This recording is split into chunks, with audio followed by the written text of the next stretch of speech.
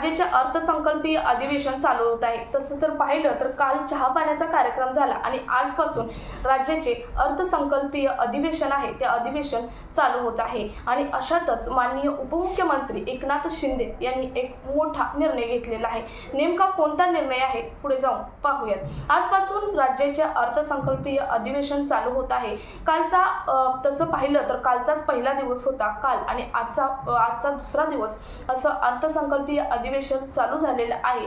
अर्थसंकल्पीय अधिवेशनाची पूर्ण जबाबदारी ही माननीय मुख्यमंत्री देवेंद्र फडणवीस यांच्यावरतीच आहे। देवेंद्र फडणवीस हे 6 मार्चला राज्याचं आर्थिक बजेट हे सादर करणार आहेत। आता तुम्ही बघितलं तर हा विभाग होता तो आर्थिक विभाग हा माननीय अजितदादा पवार यांच्याकडे होता, परंतु 28 जानेवारीला अचानक त्यांच्यावर काळाने घाला घातला आणि त्यांचं दुर्दैवी निधन झाल्यामुळे हा पूर्ण विभाग आहे तो माननीय देवेंद्र फडणवीस यांच्याकडे गेलेला आहे। त्यामुळे 6 मार्चला राज्याचं आर्थिक बजेट हे जाहीर करण्यात येणार आहे। परंतु अशातच उपमुख्यमंत्री यांनी एक मोठा निर्णय घेतलेला आहे।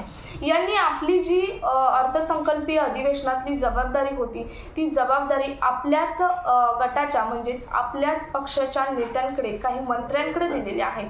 त्यामध्ये कोणते मंत्री आहेत तर बघा, दादा भुसे असतील किंवा उदय सामंत असतील किंवा शंभूराज देसाई असतील यांच्याकडे या जबाबदारी देण्यात आलेली आहे।